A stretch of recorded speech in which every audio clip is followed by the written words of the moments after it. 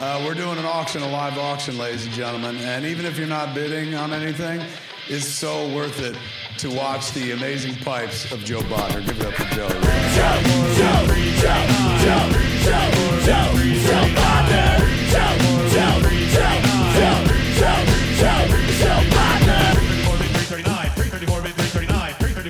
Welcome to Bodnars, Bids, and Banter. I'm your host, Joe Bodnar. I'm Maureen. Bodnar? Yes. I know, but I always like to say that. Every time. Every time I know I like to give you that Bodnar. I like to make sure we emphasis Bodnar. I think everybody gets that at this point. I get it. And we have a special guest today, the actor, producer, writer, everything else. I read everything today. It was amazing on the internet. The ultimate Kevin Smith. How are you today? Kids, how are you? Such a pleasure to be here with both Bodnars. Well, thank you very much. It's a pleasure to be here, too. Yeah, I was reading so much on the internet. It's unbelievable. I was like, holy smoke. It took me an hour to read your bio today. I couldn't believe it. That's honestly, at a certain point, I realized I just do the things I do just to see my Wikipedia page get longer. Right? I was like, holy shit. I was like, unbelievable. I'm going on and on and on. I didn't even realize that you like did voiceovers and you were in like Star Wars doing a voiceover and all kinds of shit. I was like, wow, this is amazing. It's a long tail, man. And thanks to getting started fairly early, like in '94 with Clerks, people that were young when they saw your work have now grown up into positions of power and stuff like that, or where they're getting things made. So because of that, the sentimentality and nostalgia, you get dragged along for the ride in a good way. Yeah, no, absolutely. So, because like we talked about Star Wars in the movies we made Star Wars jokes.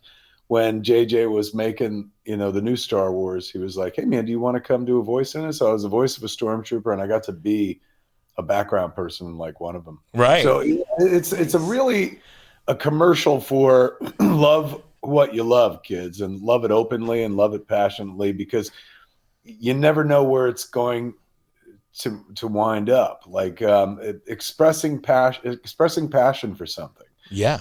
It's gotten me so many jobs, right, that I would never have gotten over the course of 31 years in a career, because people were like, "Oh, I hear you like this," So I've always worn my passions kind of on my sleeve, right, and that comes from the world of collecting as well, being somebody that collects things. Absolutely. I agree with that. I mean, for me, the passion with the antiques and the auction and my hoarding passion. Yeah. As a matter of fact, behind you, I was laughing because I was saying, I feel like our lives are somewhat parallel in certain ways. And I'm looking behind you and you got all those production cells behind you. I have a wall just like that upstairs in my office. I have exactly the same gig going on there. Because of your gig, you come across, I would imagine, stuff that like I wouldn't even think to look for, yet would be delighted if it found me. Yeah. So, like you guys wind up with whole collections and stuff.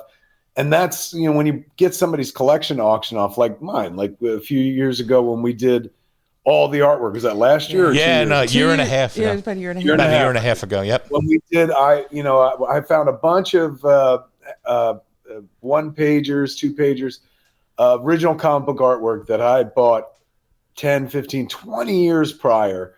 And it was in a binder and forgotten about, lost to time. Mike Zapsik at Jay and Silent Bob's Secret Stash found it and was like, hey, what do you want to do with this? And I was like, oh my God, like I forgot that I even had these. And there were some pretty key pages from some artists who have passed away since I got the artwork. So he was like, I work with Joe Bodnar all the time, man. Like maybe what if I reach out to him? And I was like, yeah. And so Zapsik got back to me. He goes, he wants to do like a whole auction of your stuff. And I was like, oh, I'm down like a clown for that.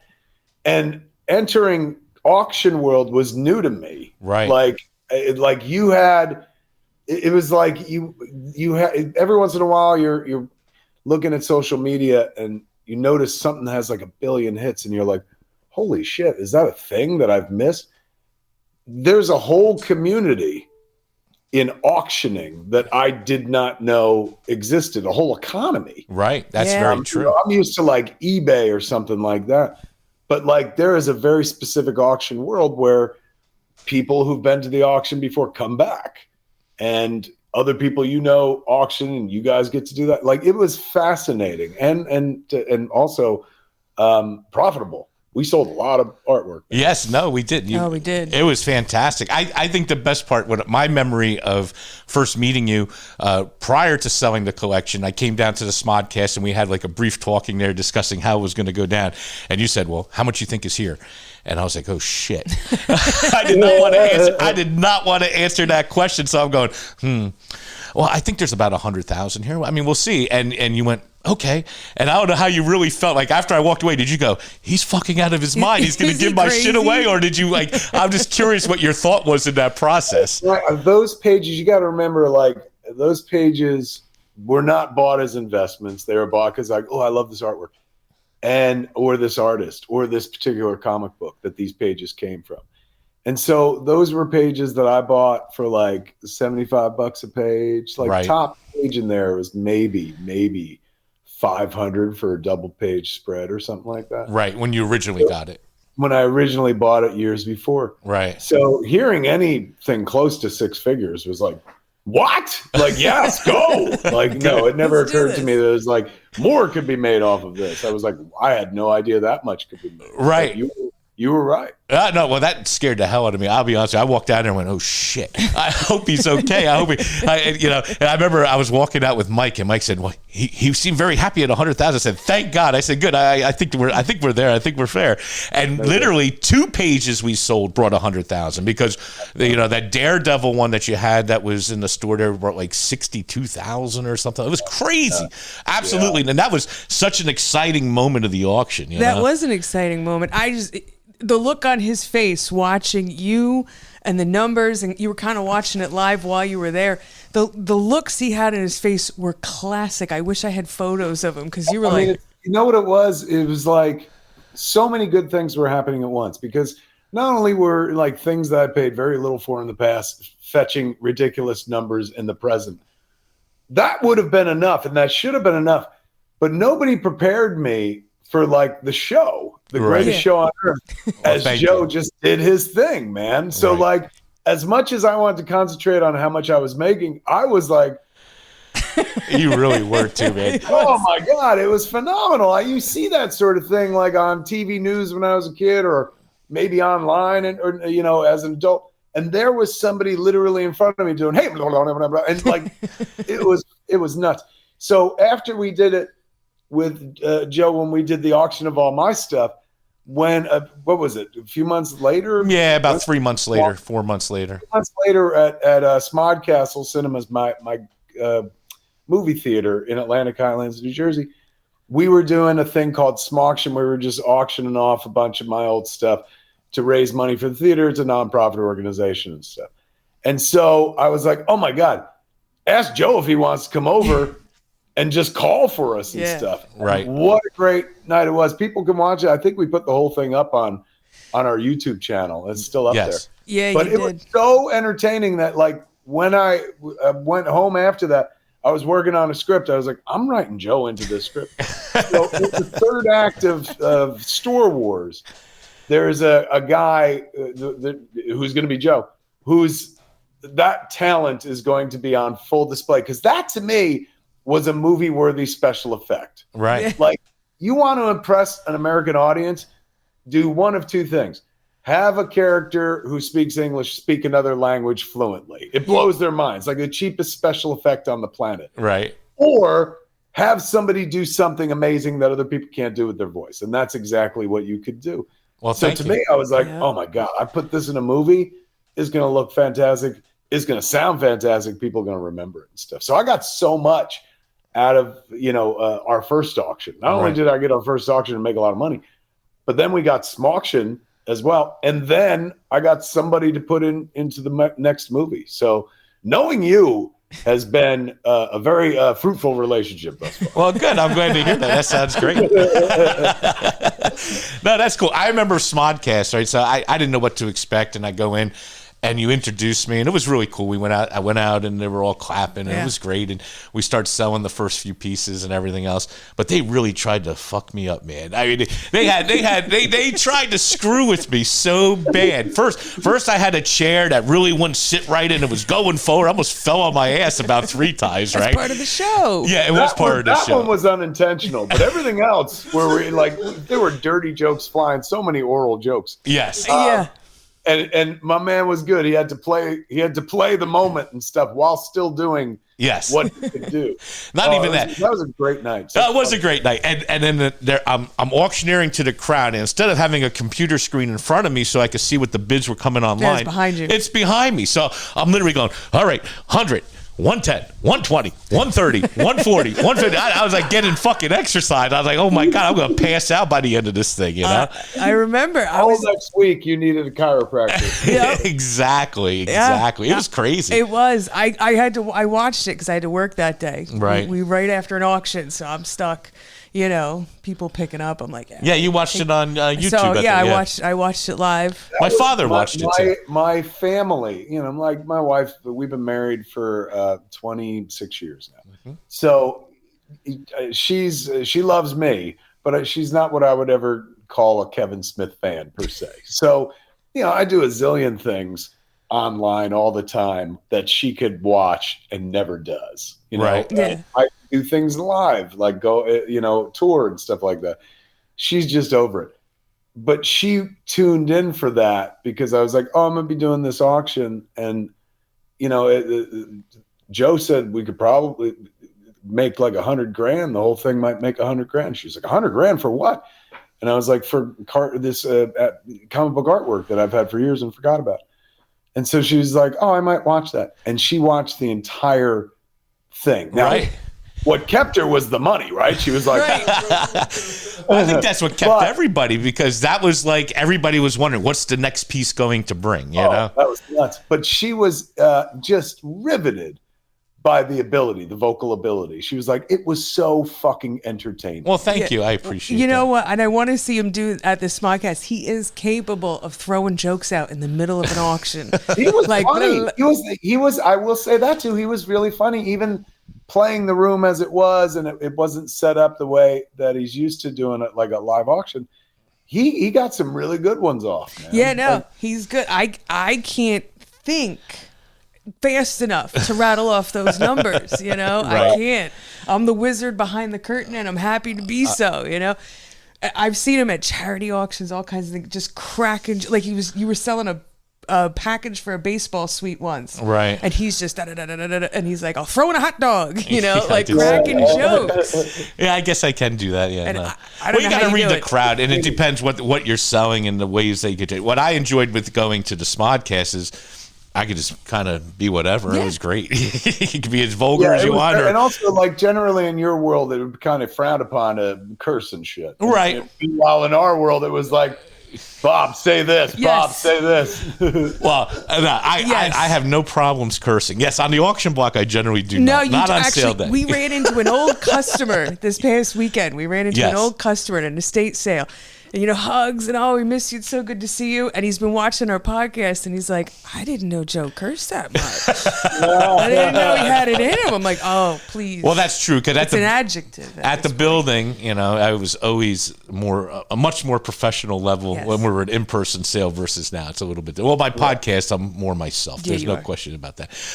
Part of my line of work is like, if I don't curse, people would be like, what happened? But like, generally speaking, most people don't, you know, have the luxury of going to work and be like, motherfucker. Yeah. Exactly. But man, I mean, the ability to auction call the way you do, that's what it's called, right? What's the name, term of art for it? Is calling. Bid calling, yeah. Bid calling. The bid calling that you can do straight up, like, is already just fucking rapturous to listen to. You sprinkle in some fucking 4-letter words there. Oh, the audience is like, did he just say fuck real fast? Oh no, My audience. So I had a bunch of guys who used to say, "What's your fill words?" Dude, I go just 5 and a 5 and a 5 and a 5 and a 5, and they'd be saying, "You're going 5 and a fucking a fucking a 5 fucking a 5 fucking a 5 fucking a 5 fucking a 5 fucking a 5 fucking a 5." And one time I actually did it because they screwed my head up, and I was like, "Fucking a 5 fucking a 5 fucking a 5 fucking a 5." That's how he used to do it at a live sale. We used to say it's fucking 5. And sometimes I would do that. If we were at $5 and I wasn't getting a $5 bid, I sometimes would plug it in as a fucking a 5. Is there ever any pushback from that? Do you ever hear from somebody being like, hey, watch the language? Nah. Never. Nah, a lot of the auction goers are tough individuals. They are. Most of the they're dealers, a tough crowd. you know. But then you'll have the occasional sale that's more high end, and you get a different kind of clientele. And that I can't go to a benefit auction that's for like, you know. No. I can't do a benefit sale. Will you cats go to, like, do people bring their stuff to you, or will you go to like an estate sale or something? So it's a mixed boat. Depends. Yeah, it's a mixed boat. So we have a lot of people who bring stuff to us. Usually, generally, people will email us photos. I'll take a look at it, give it an evaluation, and if they like what they hear, if it's small enough for them to bring in, I have them bring it in. If not, we will come and pick it up. And I do run house calls, and I will not curse on house calls, except for now that I'm on the podcast. We started this podcast.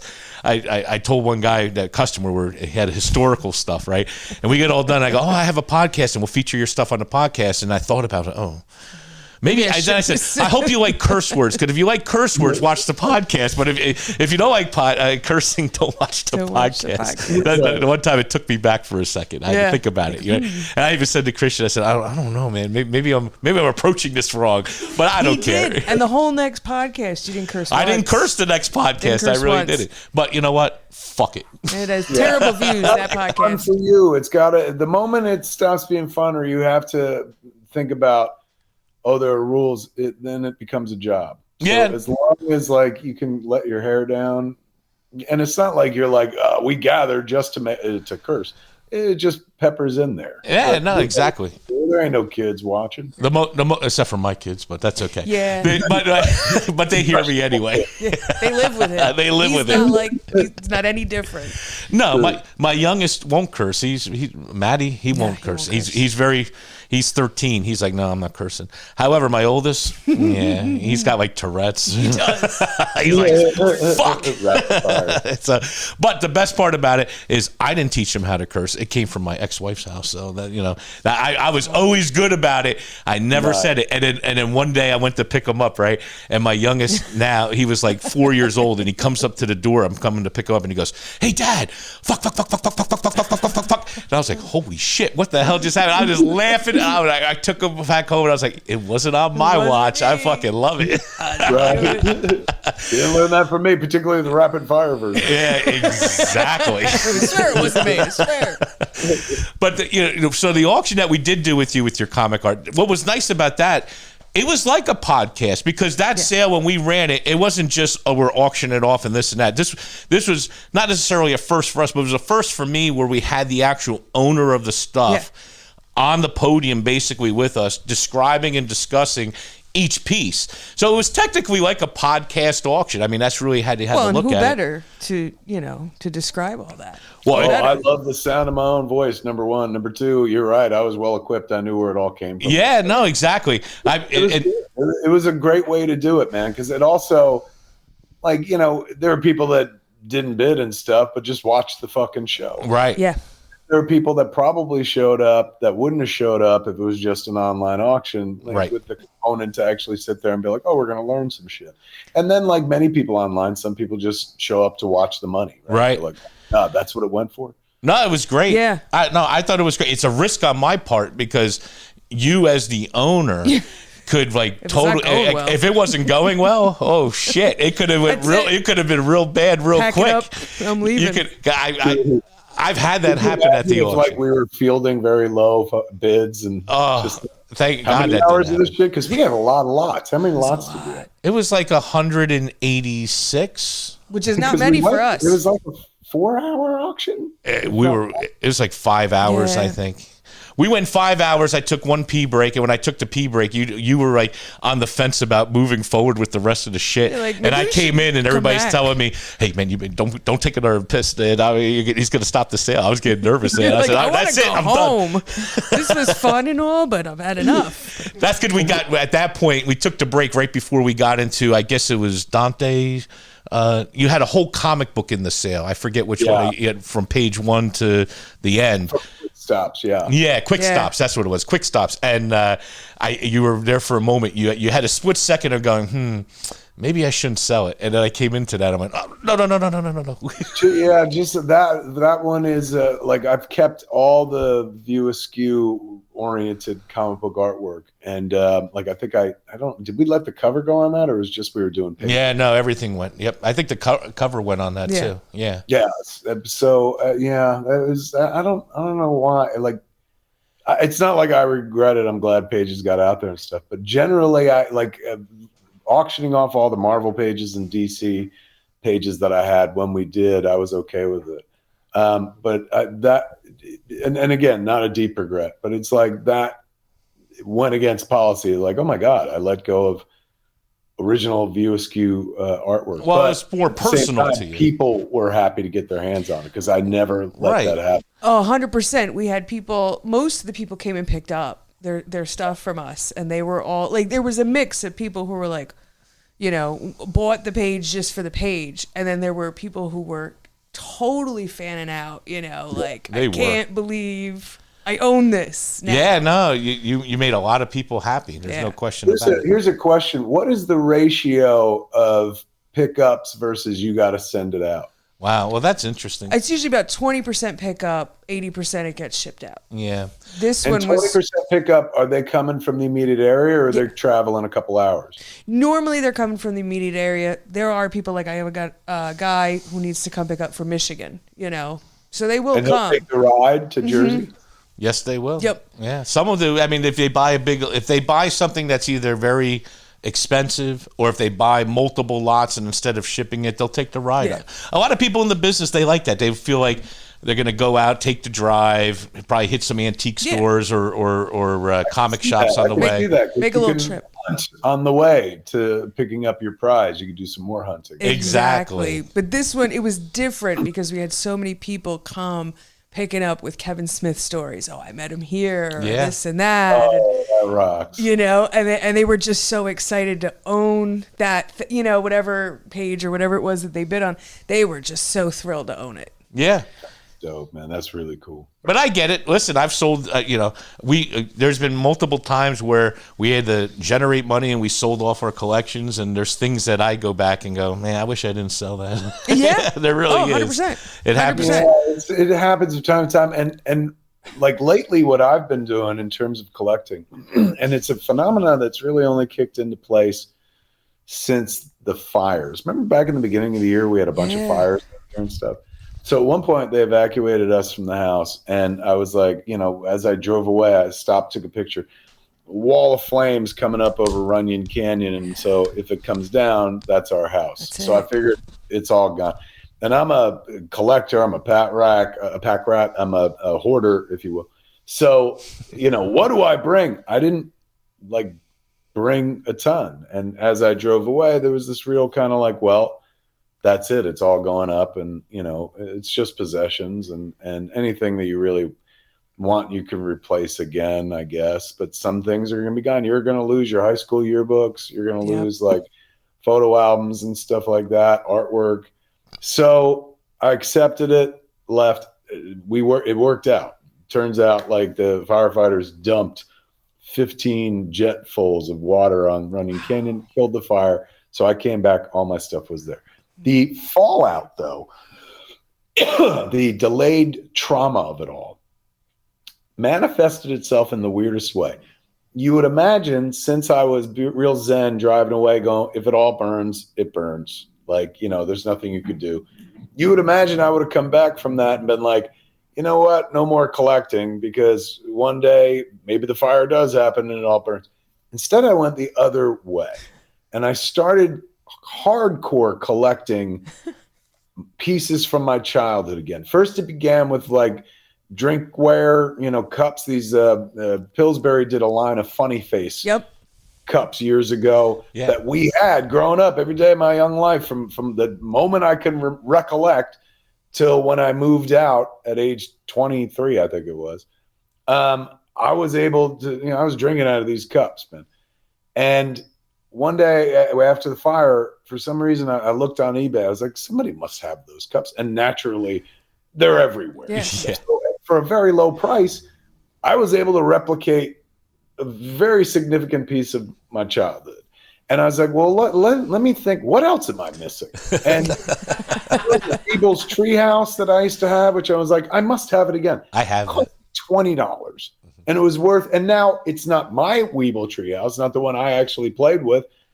Looks exactly the same. Yeah. And for all intents and purposes, now this is my Weeble Treehouse, so it is technically my Weeble Treehouse. So I started with all these things that I used to own that I couldn't lay hands on or that I'd let go of or I'd lost in a flood, the nor'easter back in, what was that, 93? 92, the nor'easter of December 92 when I still lived in Jersey. Bunch of my toys from childhood got like swamped out because we were in a house where the water flooded us. And so highlands below sea level. So we lost a lot of things. Right. And it was crazy how I was able to, it was like this set of cups that me and my brother and sister had. My brother and sister are older than me. My cup it looks like a little plastic cowboy boot with a handle on it. No color to it other than the color it is. There was a red one, there was a blue one, there was a yellow one. I don't know who made it. I don't know what to call them, but I went on eBay and I was like, red cowboy boot cup from late 60s, because by the time we got it, it was probably out there in the marketplace already. Right. I was born in 70. Damn if it didn't show up. And I found out, I was like, oh my God, I can literally get, so I got mine, the red boot cup that I haven't seen since, when, I can't remember when. But then I got one for my brother and sister. My brother had the blue cup, my sister had the yellow cup. And I sent it to them, and they were like blown away. They were like, is this the cup? I was like, it's not the cup. It's yeah, but it's the same exact cup and stuff like that. And so, they were like, oh, that's kind of cool. So I spent a good month rebuying key pieces of my childhood. Then that took me back to Rocky and Bullwinkle, which I was a big collector of in the mid 80s and stuff. Became a big Rocky and Bullwinkle fan. And then when I started making movies, like a lot of my fandom slipped away because I was busy making my stuff at that point. So suddenly I found myself, I was like, wait a second, I still have that one stuffed Bullwinkle, but like, where's the Rocky? Let me see if that's available. So I spent the better part of 2 months buying on eBay auctions and on Facebook Marketplace, my new passion. Lots of Rocky and Bullwinkle stuff that I never owned, to the point where Carol, who is the financial wizard who runs my empire, Carol, who's been with me for 20, or as old as Harley is, or even longer than that. She's going on 30 years. I believe I met her at the You stand. met Carol Hammond. She's wonderful. Carol had to reach out to me and go, Kevin, you have to stop. You're the problem. Yes. And mind you, I wasn't like, I'm buying a $10,000 piece. These were all, relatively speaking, for old items, nickel and dime. Like if it got to 3 figures, if it got to $100, I was like, yeah. And I also found like the killer instincts of childhood, because I was a big flea market kid my whole life and stuff like that, kicking in where I'm haggling. Like somebody has something up for $20 and I'm like, let's try 16. That's the beauty of the then business. They find out like who it is and like, I can't believe Silent Bob with all his movie money He's haggling for me. $4. But I'm like, it's part of the fun, man. It is part of the fun. Absolutely. Yeah. See, But I don't. still, even though I kept those numbers low, man, I hit a place where she had to tell me to stop because PayPal has I was hooked up to my credit card. I'd hit the limit. And Carol's like, I didn't even know there was a limit. And you hit it. So it became kind of problematic and stuff. Right. But man, oh man, like if I could, am I wired in? I'm not. Let me show you. Because it's. I got to give him a link to our auction so he starts buying at the sale. I love it. I almost lost my light there. So I curated like this whole shelf. Right. I love it. My kid at one point, my kid was over and she's like, man, I remember a month ago, none of this existed. She's like, you went really hard, Dad. And I was like, I don't know. There was this piece. Let me tell you this collecting story that I love. So there's this piece that was on eBay. And it was a Jay Ward from the Jay Ward Studios. It was Rocky the Flying Squirrel. And it was a hand-drawn animation cell. But behind it was a check from Jay Ward Productions. So Rocky is holding the check. It turned out it was an old piece of artwork, a Rocky pose that they did for a cereal ad. But they'd had so many frames that they were like, let's just put checks in his hand and we'll sell it that way. And they did, and it was a cool piece. I'd never seen anything like it before. It also had autographs from some key people, June Foray, who was the voice of Rocky the Flying Squirrel, Bill Hertz, who was a director on the show, and Chris Jenkins, who was a writer on the show. So I'm like, this is a piece I must have and stuff. And I was following the auction. It was only $300. Like, I was the top bidder. Somebody bid after me, but then I bid over that. So it was $300 and I was going to win it. And I was keeping my eye on it like a hawk for a week. And then I was doing a podcast with my kid. We do this podcast called Beardless, Dickless Me. And I was having a conversation with her during the podcast. I kept my eye on the auction.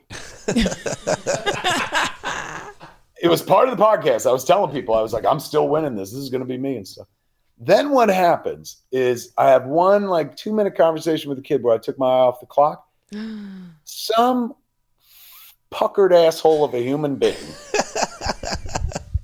$5 snipe, takes it, wins it. Yep. And oh my God, kids, I cannot tell you how first world enraged I was. Yeah. I bet. Yes. Where I was like, no, a week of my life, and I wanted that piece. Then I didn't succumb to rage. What happened was, I remember I had bought a piece online, and I could show it to you. I bought a piece online 2 weeks prior. It's this piece right here. Okay. So it's this Bugs Bunny piece that says, "One overconfident Earth creature." I love it. And it is from the, of course, one of the Marvin the Martian things. Yep. Yeah. So, I was like, oh my God, that's fantastic. And the price was crazy good. So I bought it and I went and had it framed, and end of story. The person who sold it to me, like in the, follow-up, when you feedback or whatever. Yeah. Right. On eBay was like, did you like the replica? And I was like, replica? And then I looked at his listing and it clearly said hand-painted replica. This piece was, I just showed it to you, so fucking gorgeous. Right. That I was like, I thought it was a real deal, but I didn't buy it because I was like, oh my God, this is an antique I bought it because I was like, that's fucking hysterical. Yeah. Right. I remember that cartoon, and that's a great sell. So he had said, if you ever need anything drawn, like, hit me up. So suddenly I was like, I lost that Rocky piece. I reached out to my man. I was like, hey man, and I gave him the listing, and I said, this is what I just lost on eBay. Can you replicate this? And he was like, oh my God, absolutely. So he hand painted it, and here it is. Because this was the thing. I was going to take the check in the piece out and put a check that I had written to Sundance for Clerks years ago, and I still have the check. Cool. So I was like, that would be what I'd put in there and stuff. Right. So I had the guy hand paint it, and he redid. I got to get the reflection. That's great. That's awesome. It looks like that. And then there's the check that I wrote to Sundance in 1993. Cool. That's really awesome, man. I lost the auction, but I had a fix for it. Yeah. And it was reasonable. It was basically that cost me $300, which is what the original was going to cost me. Right. 3 days, maybe a week after the auction that I lost ends, that same piece goes up online again, and it's being auctioned by the same exact person. Yep. So what I think happened was that person was the sniper. Yep. I think Right. that person tried to juice up the auction. Yep. And then I was not paying attention. And if I had been, they would have got me. I would have definitely gone over the top. Yep. But I realized, I was like, oh man, like if it's the same person auctioning it, then like I bet you that person was the person who like sniped me you, yeah. at the end of the day. So there was this big discussion when it went back up of like, do I get it? Because now I've got a better version of it. Right. Like, Yeah. you know, but I was like, it did have 3 autographs on it. So I was like, you know what? I am going to bid on it. And I won it. And I won it for the exact same price I was going to win it. So this is the original. Cool. Now it's got the 3 autographs and it's got the check from J Ward Productions. But look at this shit. See how let me get as close as I can. You see how Rocky's all one color? Right. Yeah. Like his goggles, his aviator goggles are the same color as him. My man, who I hired to do the piece, was like, hey man, his goggles are the same color in that piece. Will you mind if I painted it the right color? I said, absolutely. So look at this. Yeah. He looks even better He does. in the reproduction, man. It's He crazy. does. So that's my collecting story, kids. I just to prove to you, like, I am a guy who still likes collecting a thing. And when I do, I will haggle. Like, and it's like I have haggled with people on Facebook Marketplace. And I didn't even know this shit existed. I started doing Facebook Marketplace. It's fascinating. I was like, what? I could just go pick it up? They're like, yeah. So I've been showing up to places and people open the door and they're like, it is you. And I'm like, yeah. I was like, yeah, I like a deal as much as the next guy. And shit. You're right. But they're like, I saw the name, but I was like, there's no way. Of Kevin Smith. So I've been finding cool pieces on Facebook Marketplace and going to pick them up in the real world. And I love it's weird. The fire that I wasn't affected by technically, other than we had to evacuate. Like I didn't lose anything in a fire or something like that. But that fire lit a fire under the collector buried deep in me. Yeah. Right. Suddenly I surrendered back to it at the worst time possible because I don't know if anybody's paying attention, but the economy is right in the shitter. Yeah. So now would be a time to be saving. Yep. But here I am buying stuff. So because I'm out there buying stuff, I was like, you got to balance the scales. So I got to sell stuff as well. Right. So I gave Bob 2 sticks of mine, 2 Gretzky sticks that we're going to auction in the next auction. Bob does that Joe does. And so that will hopefully balance what I've been spending on Bullwinkles. I don't even think it's going to come close, but maybe. Fingers crossed. I do that all the time, though, right? Yes. I'm just as bad. I'm a hoarder. I have tons of collections all over the house. I'm telling you, the cells. I'm looking. I'm like, it's like me. Yeah, I have all the same types of style, shit. The Bugs Bunny, all of that. I'm a Looney Tunes fan, a Garfield fan. I mean, Snoopy. when were you born, Joe? I'm 1970. 1974. So we're right in the same fucking all the pop cultural references. Exactly. See, now you're lucky you don't own an auction house because you would want to buy everything. Because there's been toy collections that have come through the auction where I would be calling it, not auctioneering, but I was calling on the floor and I go, oh, I had this when I was a kid. Oh, and I had this when I was a kid. And here's this. I had this when that tree house you're talking about. I had that Weeble Wobble tree house. It pops up. Yeah, the thing pops up and you have all the little people. And I had the schoolhouse. I had the airport. I had spoiled. Yeah, I was spoiled. Yes, I was. Weebles, man. Weebles wobble, but they don't fall down. Let me ask you this. Somebody comes in with a toy collection, say, because this just came up recently. My wife, I got the Bullwinkle on the chair behind me? Yes. Yep. So it's a big one that you win at like the boardwalk or some such shit. And so I showed my wife, Jennifer, I was like, look at this shit. It's 4 foot high. And she goes, are you going to have it dry cleaned? And I was like, why? And she's like, that came from somebody's house. You don't know whose house it came from. That never occurred to me, especially like with the amount of old shit that I buy. I'm like, ew, it could have cooties all over it. I never thought of it.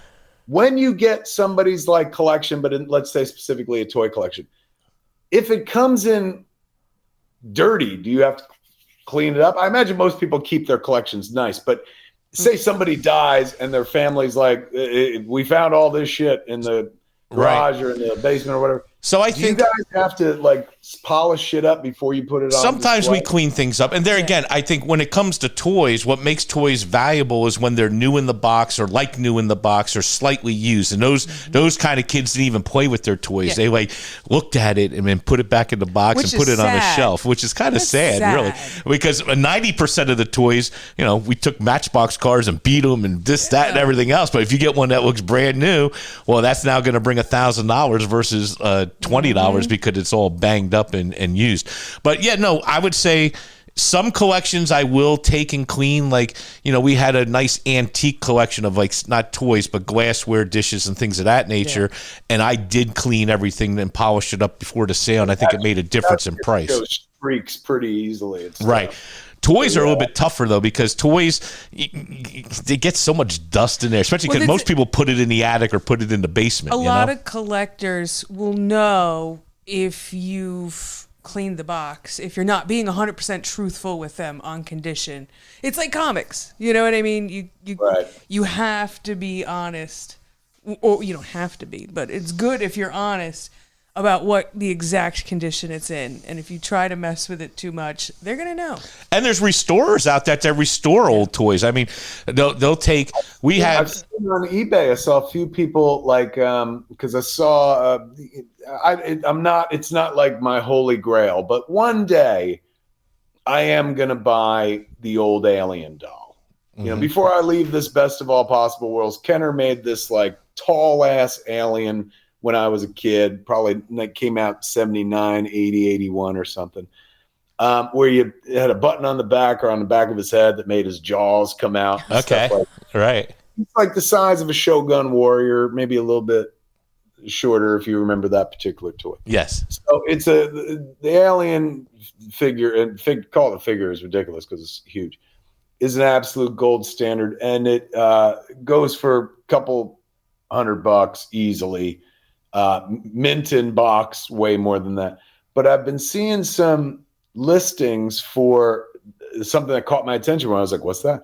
And it says repaired box. So there's an entire art form of a business area of business where people do that, where they just restore the box as well as possible. Yeah, it's crazy. And you can't tell the difference. No, if they didn't disclose it, you wouldn't even know. Yeah, no. They're really good at. We've got guys that fix porcelain that you'd never know. You would never know it was repaired. No, you know, we had a life size alien. Yeah. Huge. We had a life it was size. Like 7 feet tall. 7 feet tall alien. We sold that 2.5 years ago, I guess now. 2.5 years ago.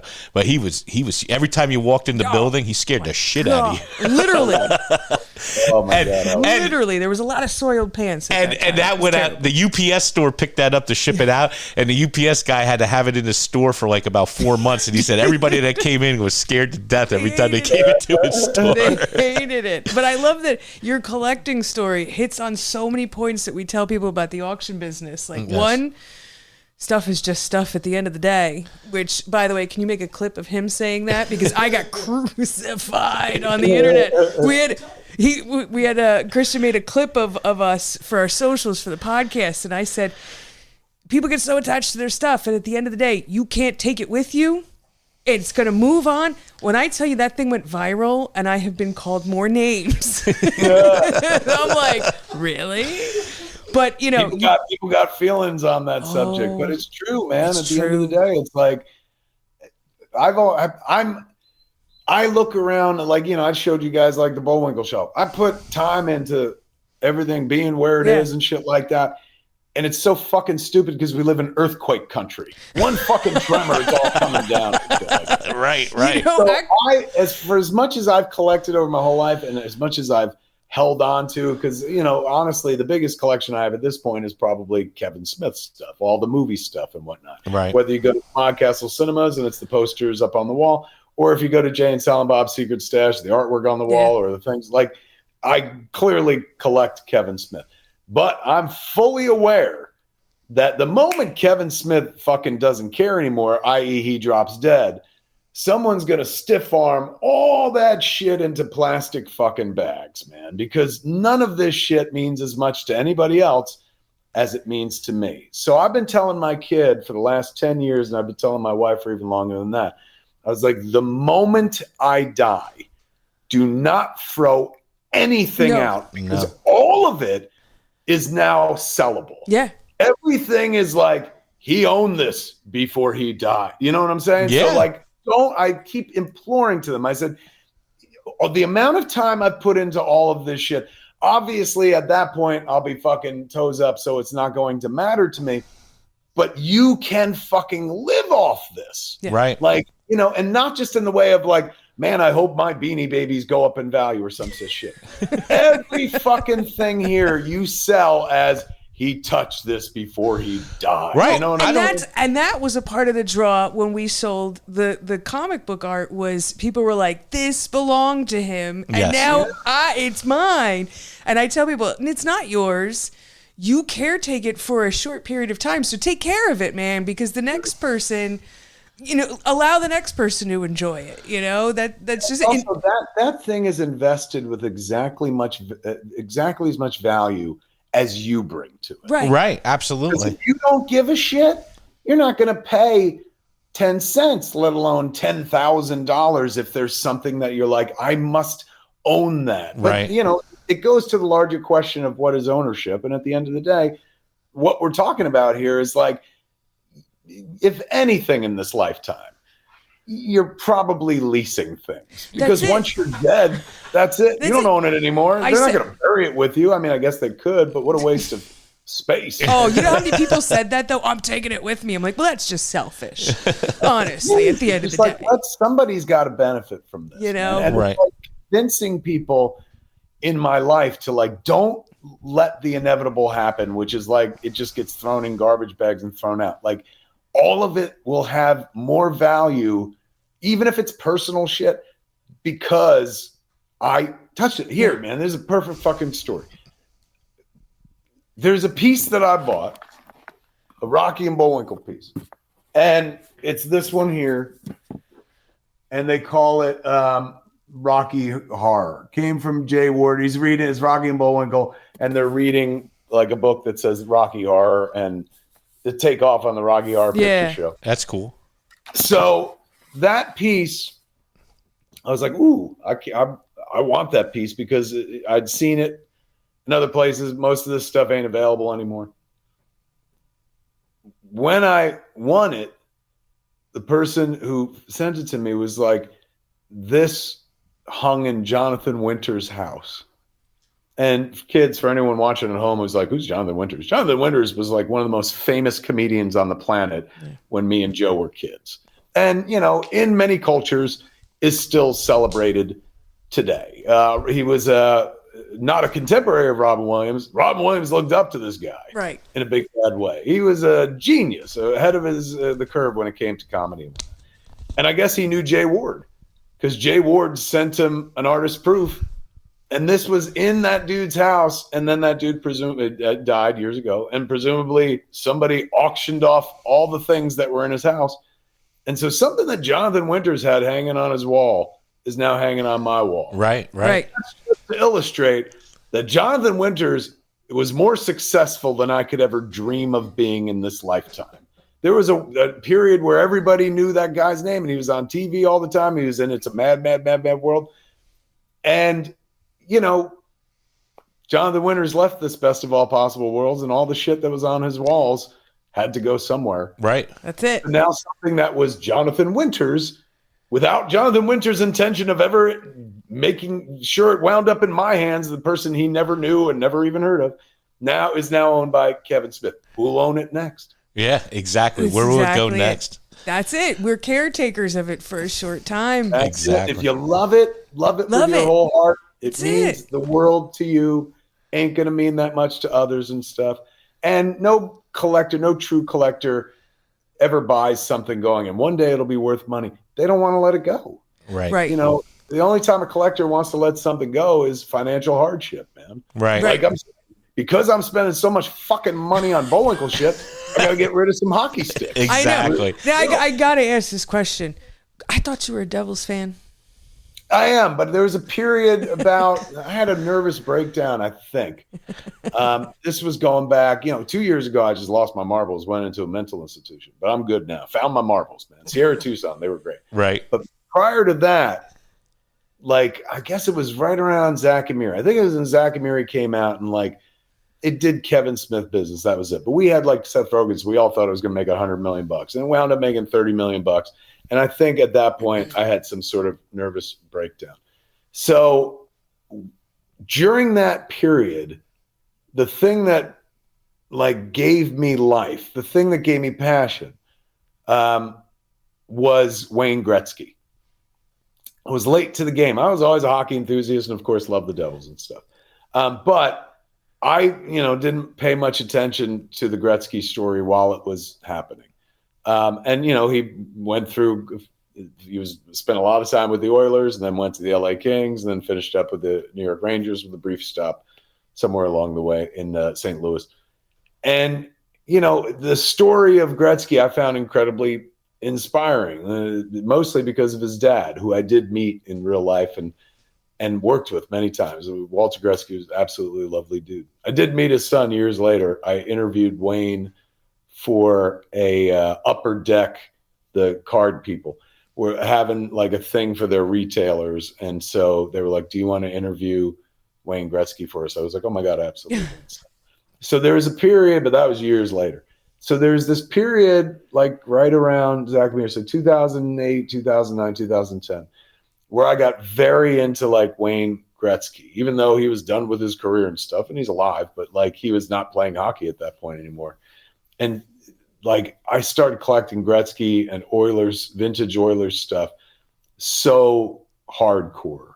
So I got, a friend of mine gave me a LA Kings Gretzky stick. Another friend of mine gave me Edmonton game used stick and whatnot. So my Gretzky collection was pretty large. Now, I don't have the same passion or enthusiasm anymore for Wayne Gretzky. So letting go of the stuff to pay for Bullwinkle. Yeah, exactly. That's exactly what I was about to say. Absolutely tracks. Like you love a thing and then you're like, well, what do I love more? I mean, case in point, here, this is a perfect story about collecting. As a kid, I collected comic books. And as a kid, I didn't collect them. I read them. Years later, when I got back into comics, I was reading them and collecting. Right. And my friend Walter Flanagan got me into it and stuff. And so I jumped back into comics. I was into comics as a kid, got out of comics in high school because I was like, I want to get laid, and nobody who reads comics gets laid or some ridiculous shit like that. Then in 1988, 89, I met Walter Flanagan, and this was a guy who was way cooler than me, and he was reading comic books. And he didn't give a fuck that other people weren't, man. And he didn't give a fuck if people had low opinion of that. Like, oh, comics are for kids. He was a hardcore comic book fan that converted me into one as well. Wear it loud and proud on your sleeve. And I'll be honest with you, if you ask people, hey, what do you know about Kevin Smith? One of the fucking first 5 things they'll say is, oh, he loves comic books. Mm-hmm. So a lot of that had to do with like Walter Flanagan and who Walter Flanagan was and how Walter Flanagan felt about comic books. Like, hey man, fucking no shame here. I'm going to wear this shit like a badge of honor on my fucking sleeve and stuff. So I'm at that point, I start buying and collecting, and I have no money. I'm working at various convenience stores, including Quick Stop. So the most expensive book I own is like a giant size X-Men annual, which of course is like when the X-Men were kind of reinvented and whatnot. Yep. And it was a book that back in the day was like a $50 to $200 wall book. Nowadays, probably far, far more than that. In mint condition or very fine or good condition, you're probably talking about a 5 to 6 figure book. Maybe I'm wrong, but at least 5 figures. Yeah. No, so I'd had, the one I got back in the late 80s, early 90s, I got for like $200 and stuff. So that was like the crown jewel of my collection. I didn't have like old Silver Age and Golden Age or anything like that, but I had a pretty good modern collection that when I went through it and valued it, what I paid for it was probably like $40K or something like that over time. When you do the Overstreet guide, like what these books are worth. Right. And so when I got into it, and this was my passion, like collecting comics, when I realized I wanted to make a film, one of the first things I did was figure out what my comic book collection was worth, and then took it out to all the local comic book shops to try to sell it. So I had a full catalog of what I had, and I'd done the Overstreet guide, and it was worth like $80,000 according to the Overstreet. Right. I was looking for $10,000 for the whole collection because that would have helped me finance Clerks. That would have given me the budget to make the movie. Right.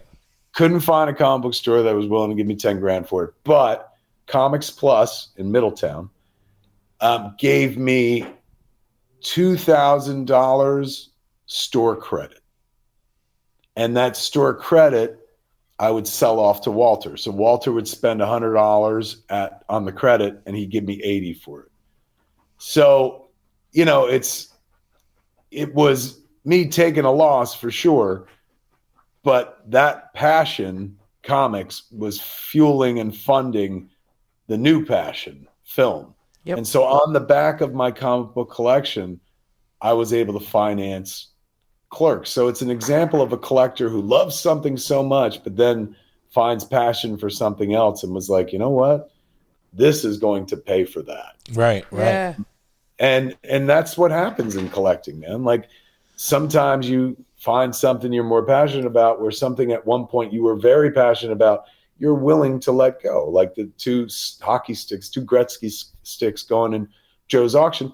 When I had those at one point, oh my God, they were hung on the wall in my house, presented like a fucking shrine, like it was a church, like a tabernacle. Right. Yeah. But now that passion is not nearly as passionate. I mean, it doesn't exist. Whereas the passion for Rocky and Bullwinkle is at a fever pitch. So I can take an old passion, pay for a new passion. Well, you hear that, guys. That's You it. need to bid strong on those this week because they're lot 86A and 86B Yep. in the upcoming sale. One's from 1981 and one's from 1993, and they're right. game used sticks. And Maybe it was the game I screamed at him. it might be the game you screamed at him at that time. You know, yeah, you should tell that story.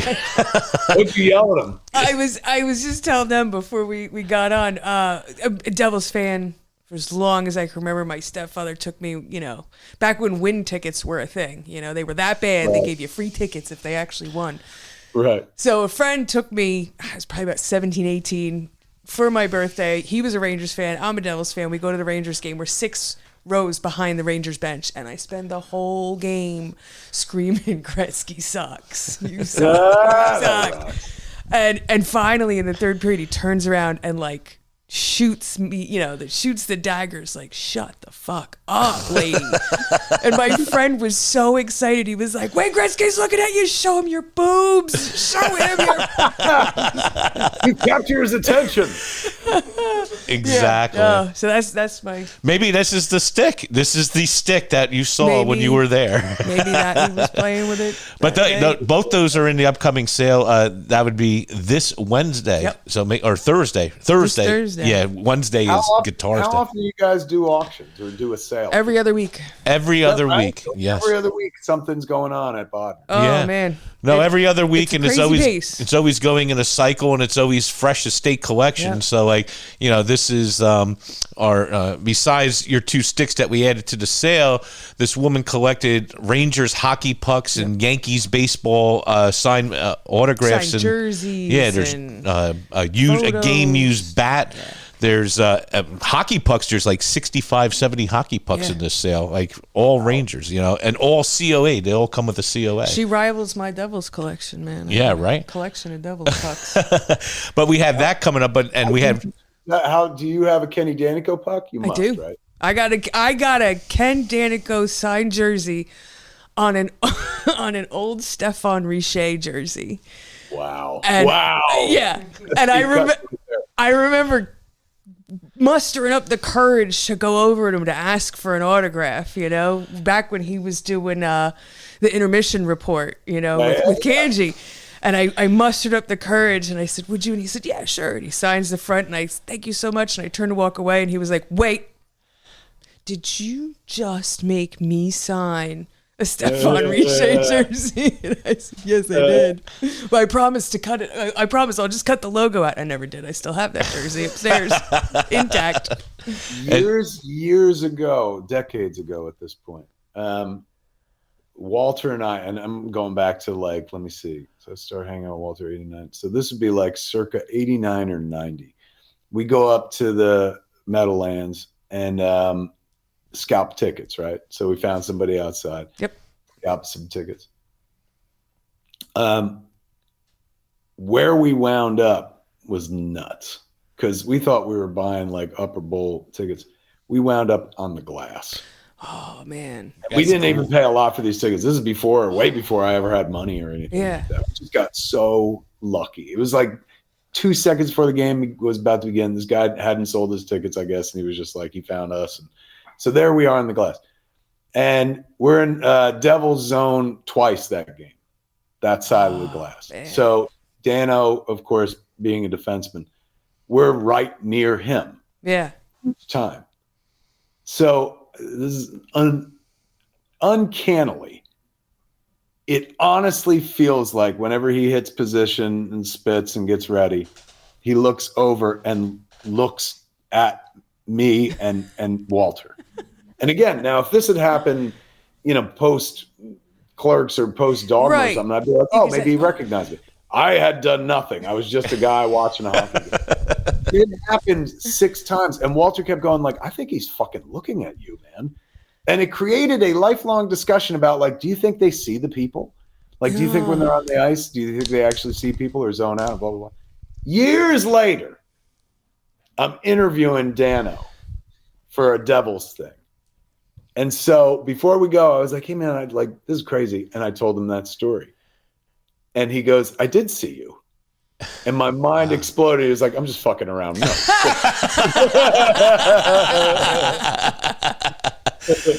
That's crazy. Oh man, I love that. That is good. That's a great story.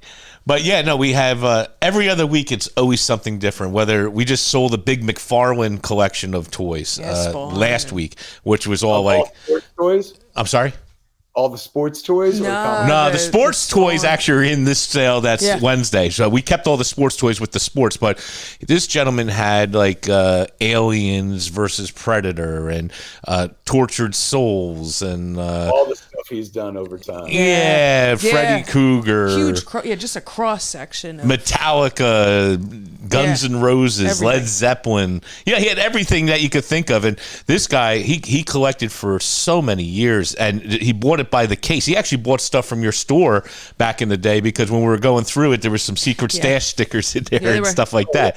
So I remember Mike was geeking out that it had, this is from before you moved the first time or something like that. Yeah, that's the very first location. Yeah, exactly, the very first location. So that we just sold this past week, and that stuff did really, really good. I mean, 300 toys, not even, it was like 250 toys brought like 27,000, 28,000 for what was there. So it was averaging at least $100 a clip on the pop. So he did okay. We should talk to Zapsic about doing that with we got in the back of the stash, we've got like the higher end toys and pieces of collections and stuff like that just kind of sit back there. And unless you come to the store, we never put it online. So unless you come to the store, you'd never interact with it. Right. So the same way that somebody just did their auction with their McFarlane collection, it's like, man, we should think about doing a secret stash auction. Yeah, no, absolutely. I mean, that does very well online, and that can definitely happen. But the too, right? Like even if you're on the high end, you're talking about like only a couple $100 for like an old vintage figure or something like that. Right. But like, it's not like, when we did the comic book cover auction or all the artwork auction, it's, you had to have some money to play in that game. Right. Being like, hey man, here's like, the Justice League set from Jay and Silent Bob's Secret Stash. That's affordable. Somebody who's like, oh man, fucking Pacoima, and I'll never be there. Fuck it, I'm gonna buy it on this auction. Right. Yeah, and look into doing that. That's a good thing, man. Yeah, no, and that's a good point because there were people that commented when we did your auction that were like, I wish there was something affordable. Yes, that's in this true. Sale for me. That's what they're doing. Like, there's an auction coming up that I can't wait for. This. Yes, wait for it. It is a Rocky and Bullwinkle auction. All right. It's happening out here at Van Eaton Galleries. That's the place out here does a lot of comic book artwork and stuff. And I've known the dude who runs it, Mike, for like years because I bought, decades ago, I bought these giant posters that they used to have, and you walked into Disneyland that advertised the rides inside and shit. So like 20,000 Leagues Under the Sea. And I remember I bought them back in the day when my kid was young. Now she's 26 and shit. When she was just a baby. And I remember it was like $400 and I'd sweat it because I said 400 for an old poster and shit. Now, Oh, like yeah. I bought so many more. I had a chance to buy from Van Eaton Galleries. They had I don't know if it was from Land or World, but from Disney, from the Haunted Mansion, one of the Is This Room Actually Stretching paintings rolled on the large canvas and stuff. Needed a 16-foot wall to display. Yeah. Wow, that's cool. And so that's what at that time I was like flush because I was making, let me see, this pre Zach and Miri and stuff. So like I got Jersey Girl money or something like that. So I was buying a lot of Disney artwork. But then when he offered me that, I was like, oh man, because we have some high ceilings in this house, but not 12 foot high. And I was like, yeah, if I bought it, then I don't know if I could display it or even frame it. Like, all right. And I passed on it. $4,000. Right. Oh. Do you know what that fucker would be worth today? Big money, probably like 50,000 to be honest with More, you. I'd say. Man. The sky's They the limit. They did an auction fairly recently of this guy that was collecting Disney hardcore. Like Mike had a Mr. Toad's car, like one of the cars from Mr. Toad's Wild Ride. How much this shit go for? Is like easily six figures. Man. Right, Yeah. right. Is crazy stuff. So Van Eaton Gallery is doing this auction on May, I want to say 3rd and 4th or 4th and 5th. And first day, it's like a lot of Yellow Submarine artwork and stuff like that. Second day is all Jay Ward. Wow. So it's a bunch of stuff that came from, he used to have a store. Jay Ward is the guy that did Rocky and Bullwinkle, George of the Jungle, Dudley Do-Right, stuff like that. They had a store called the Dudley Do-Right Emporium. The only reason Jay and Silent Bob's Secret Stash exists in Red Bank is because when I was 16 years old, I came out to Los Angeles and went to the Dudley Do-Right Emporium, which was a store dedicated to like all their work and stuff. And so, you know, years later, I was like, oh, I guess we could have a comic book store that's like devoted half to comics and then half to all the stuff we've done. So going to that Jay Ward's Dudley Do-Right's Emporium at age 16 laid the groundwork for the rest of my life. And the Jay and Silent Bob's Secret Stash coming up on its 28th year. Wow. So the auction has pieces from the Emporium. Okay. So there's a picture my mom took of me when I went there when I was 16. In the back work, there's a painting of Bullwinkle that says the chief, and he's got like a Native American headdress on and stuff. They call him the Farkling Squad Bullwinkle. That painting is going up for auction. So I have a chance to own things that were in these pictures I took when I was a kid in 1986 at the Dudley Do-Right Emporium, including the sign. Yeah, no, that's cool. And that inspired you because, listen, the Secret Stash is just a great place because it's not just a comic book store. No. It's a historic building with all your things from your movies going on in there. It's like an experience. It's not just like going in. I like to refer to it as a museum. Yeah, exactly. It's all about me. And same with the Smodcastle. Oh, yeah, no, Smodcastle. The walls have like all artwork from over the years from all the movies and stuff. So the Smodcast, when I first went in there and I was waiting for you and I walked around, I was like, fuck, man, I want to buy everything in here. It was so great. But no, seriously, you go into like a movie theater, it's so plain Jane. You go to there, it's first off, the Smodcast, what is that, built in the 1930s, that building, right? 30s or 40s? When it was, for most of my life, it was the Atlantic Highlands. Well, we call it the Atlantic Highlands Twin Cinema. It was born as the Atlantic, and it was, let me see, the building is well over 100 years old. And for 100 years, it has been a movie theater. Oh, that's even better yet. That's even longer than what I'm saying. Like it started as like where you parked the horse and carriages that would deliver dairy and stuff like that. It was a garage for horses and carriages. Right. And then 2 years into its life, somebody turned it into a movie theater, the Atlantic. And it's been a movie theater ever since. And they've added screens. Like when I was a kid, like it used to be a one single screen place. They took out some seats and then built a second theater. So it became like a 2-screen, the Atlantic Highlands Twin Cinema, it was called. Now it's got 5 screens. Like over the years, they've added 3 other screens. So it's a little multiplex right on First Avenue in Atlantic Highlands. And part of the reason, like, I got involved with it was this is the theater I used to go to when I was a kid. Went to with my father and stuff. And it looked like they were going to close it post-COVID and turn it into condos. And so a bunch of us got together to stop it. But my ulterior motive was, you own a movie theater, you own a lot of wall space, man. And I got a lot of artwork to hang up. Yes, so you do.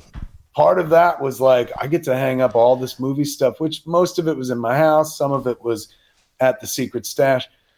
But here it's it gives people an opportunity to see it who appreciate it. Yep, you know absolutely. Like, I had pieces like from Tusk that were hanging in my house, this movie I made years ago. And then I was like, let's put them up there because fucking, you know how many people see it in my house? Like maybe 50 a year. Here at the movie theater? Right. Hundreds of people, thousands of people a year will be able to see it and appreciate it and stuff. So I love owning the movie theater for many reasons, but not the least of which is having a place to put artwork up on the wall. Yeah, no, it was so incredible. Walking around in there was phenomenal. I walked out there, was like so happy. It was like going to a museum. It really was. Imagine how I feel. I walk into it and I'm like, it's all me. It's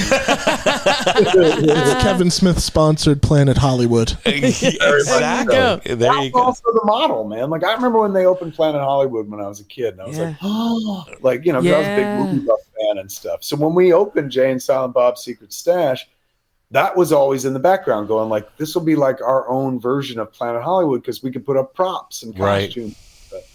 Right. And the movie theater is definitely an extension of that. So both Jay and Silent Bob's Secret Stash and Smodcastle are both working businesses, but the ulterior motive for each is like self-aggrandizement. It's a place to store my collections of me. No, but you know what, though? There's so many people that want to come and see it. There's people that, you know, like I remember when, you know, we were first like, oh, we're going to do this auction for Kevin Smith. And I'm like, I was a mall rat. You know what I mean? Like, that was me, you know? Like, my generation was like, he made that movie about us, you know? True. Right. But it's really beautiful in there. When you walk through, it's just absolutely, it's just cool and nostalgic. This time, no work afterwards. I gotta go. Yeah, no, you got to come and take a look. We do, because we're talking about doing it. We were talking about doing it originally in February or March, but eventually we're going to get back to SMarction. This Dogma thing just kind of happened very suddenly, so I'm going to go out for a month and tour Dogma before it comes out on screens again June 5th. But I guess probably we're looking June, July for SMarction at this point. And, you know, we'll do it online again. But kids, if you get a chance to be there in person, you get to watch a master call. Well, thank you. Crazy. It was worth the price. And it was cheap. I think we only charged like $5 to go to SMarction. So even if you didn't buy something, at least like we were able to keep the lights on and shit. But people paid $5 to sit there, got $50 worth of entertainment just watching Joe call alone. Well, thank you. I appreciate that. No Minecraft baloney happening at your theater, right? I'm just curious. I heard from Ernie that it did. Ernie's like, we had a few incidents. Oh my God. I can't believe it.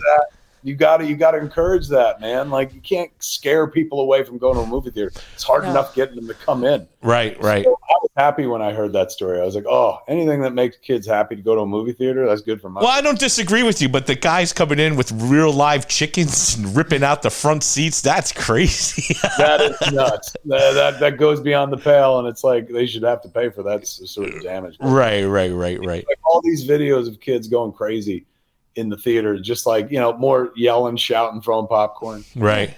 That's joy. Even though, like, what a pain in the ass to clean up and stuff. You know, as an exhibitor, I would lean more toward let them go. Yeah. Right. Yeah. Like, because that's how memories are made. Those kids will be talking about that moment in their lives forever. Well, I don't disagree with you. We went to see Minecraft and the whole theater went nuts and threw popcorn at each other and shit. One guy had a live chicken. It was crazy. Well, that's it. You're absolutely right. Like, you don't remember what you were doing Tuesday driving home, you know, from work. You remember being in that moment. You will remember that, where you were when Chicken Jockey happened. Yeah, isn't that the truth? Yeah, no, that's true. I guess that's true. I remember standing in line for The Empire Strikes Back or Return of the Jedi. I remember waiting in line at Menlo Park. I had to wait in line 6 hours to go see that on opening weekend, you know. Yeah. Back in the day. Where I saw, years later, it became a Cineplex Odeon. That's where I saw Mulan, one of the first dates with with well, we hadn't gotten married yet. It was my wife, but Right. she had just moved out to Jersey and gotten pregnant when that movie came out. So we went, I don't know why we didn't see it in Middletown or something, but we went up to the Cineplex Odeon at the Menlo Park Mall. Right. I have very vivid memories of see, Yeah. like, you know where you were. Yeah, That's no, it. absolutely. That's it. I mean, I used to do Rocky Horror Picture Show, you know. Oh, and, shit. And there were a lot of people that didn't like us. A lot of theaters didn't like us. Yeah, that's They do it in Red Bank at because every once in a while people are like, why don't you guys do it? Because they do it at the Count Basie in Red Bank. I think every Saturday or Friday they do. No Rocky Horror. kidding. maybe we'll all get together. We'll all show up and do it. Love it. And then, yeah, sooner or later we're gonna have to do it at our theater because enough people ask, and I've always been like, well, they do it in Red Bank. I don't want to step on their toes, but maybe we'll find a weekend they're not doing it and finally do it. Right. Cool. Oh, that's a lot of fun. A lot of theaters hated us, but those are core memories, man. Those, Yes. Core memories. you know. Exactly. Well, Now those theaters would love to have you back. I'm Exactly. sure. Trust me, movie theaters are empty as hell. They'll welcome everybody back. Well, I That's why they're turning away these chicken jockey people. I was gonna say I was watching your TikTok now where you give the weekly update on how many tickets you sold, and it was like 200 and change in Minecraft, and he's like, and then last place the 4:30 movie we had 3 people or 4 people, which I think is cool though. Yeah, I like how you play your movie 4:30 every Saturday at Smodcast. Yeah. So make sure you go check. I might be the 5th person. I'm gonna go. I think I gotta go check it out at your theater. Well, I appreciate you coming on. It's been over an hour, if you can believe that already, ladies and gentlemen. But make sure you check out the sale this Wednesday where we have the 2 hockey sticks. Thursday. Oh, Thursday. Yes, Thursday. Well, you can tune in Wednesday and get a bunch of guitars, but Thursday for the hockey sticks, make sure you check it out. That were owned by Kevin Smith, which is a great story about Wayne Gretzky and how he inspired you. I think that's fantastic. And hopefully you'll come join us at the Smodcast auction. Hopefully in July. We will definitely give you information on that. And Kevin, thank you so much for joining us today. I really appreciate it. Excellent time, man. Wonderful conversation and talking about stuff that is near and dear to my heart. So this was no skin off my ass. It was a joy. Thank you very much. I appreciate it. We had a great time. Well, ladies and gentlemen, if you have something and you want to reach out to us, go to www.bodnarsauction.com. Behind the gavel, if you want to talk about your story at auctions or you have collections that you're looking to sell, get in touch with us at www.bodnarsauction.com. And what's our, I always forget. Never remember. Yeah, what's our podcast Gmail account? Bodnars, Bids and Banter podcast at gmail.com. That is way too long. Every time I say it, we got to shorten this. Well, ladies and gentlemen, thanks for joining us. Until next time, have yourself a wonderful day. Thanks for watching Bodnar's Bid and Banter. Remember, we're here every other week with new episodes, new stories, and wonderful, wonderful times. Make sure you check us out, bodnarsauction.com, YouTube, Facebook, all the different platforms where you watch this podcast or listen to this podcast now. Now, once again, thanks and have a wonderful day.